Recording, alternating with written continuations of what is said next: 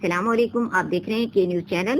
खबर शामिल करते हैं तांदियावाला से। पुलिस थाना गढ़फतेह की सताई अवाम की तरफ से इल्जामात की बौछार।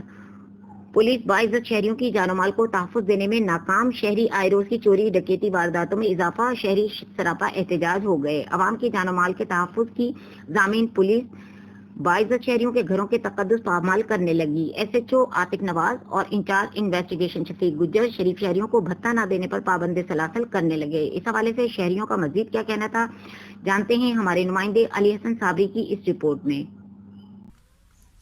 सर साढ़े निक्के निक्के बच्चे ने दीवारा साड़ियां डिगियां पे, गरीब बंदे हैं। ठीक है, शफीक गुज्जर ते आतिफ एसएचओ ते शफीक गुज्जर ये आए ने घर, इन्होंने साढ़े नाल बदतमीजी भी की है ते आके मेरे बंदे नु फाड़ के लै गए ने। सर साढ़े निक्के निक्के बच्चे ने 400-500 रुपया दिहाड़ी लियांदा कमा के। असीं थाने गए हैं, पुछया जाके भी किस मसले लियांदा, क्यों लियांदा फाड़ के। उन्हें सानू 50,000 रुपया दिओ। असीं गरीब बंदे कित्थों देइए 50,000 रुपया।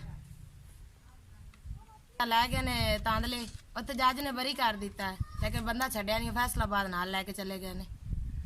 लै तो सानू इंसाफ मिलिया जावे। दंड गिरियां पईयां साड़ियां आया शफीक गुज्जर तो इत्थे बदतमीजी की। साडे कोल वसीला पानी दा ही कोई नहीं है ना।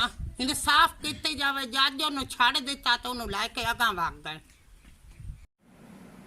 बिस्मिल्लाहिर्रहमानिर्रहीम। मेरा नाम अहमद हसन है। चक नंबर 458 का मैं नंबरदार है जनाब। खास साहब आए ने, उस तो कोई एडी खास कारकर्दगी नहीं। दिन ब दिन जराइम में इजाफा होता जा रहा है। चोरियां डकैतियां लगातार हो रही हैं। 19 तरीक को हुई है और उस तो बाद फिर 20-21 के दौरान हुई है जनाब। ना ही उन्होंने FIR हो रही, ना ही उन्होंने कोई सुनवाई हो रही।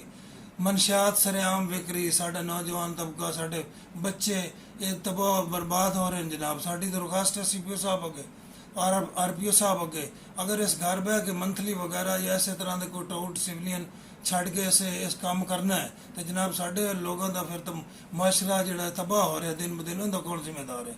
साड़ी रिक्वेस्ट है IG पंजाब अगू और CPO फैसलाबाद RPO साहब अगू कि जनाब यो जो ऐसे SHO साहब जो है ना खिंचते पे ने, उन्होंने कोई हल नहीं। मेरे चक के भी ये सिस्टम चल रहा है। मैं 458 का हल्फियन बयान कर रहा, 458 का नंबर दा। और क्योंकि बेसिकल उत्थे भी जे मनशात सरेआम बेच रहे हैं और उनके डिस में सिपाही जोड़ा उन्होंने अहम रोल है, जोड़ा कि मंथलियां लैके पुलिस में भी दे रहे हैं और खुद भी खा रहे हैं। और जड़ी वजह तू ये साढ़े दिन ब दिन साढ़ा माशरा खराब हो रहा है, जिसम फरोशी भी हो रही, सब कुछ हो रहा है। आया एक बंदा कल नजायज़ पकड़ा जा रहा है, उस नजायज़ पकड़े ने जनाब अदालत छोड़ रही, महकमा पुलिस थाने गाड़ वाले वाजे दिन वो छड़ नहीं रहे। उनकी वजह की कि दिन ब दिन यही चीज़ा सर, अगर किसी गरीब बंदे ने ज्यादती की जाए, ज्यादती उनकी कोई शरीफ बंदे की जेडे मसलन हुकूमत की तरफों ऑर्डर मिले हैं उस अमल कम किया। दुकाना कई पैसे लैके वसूलना, भत्ता वसूल के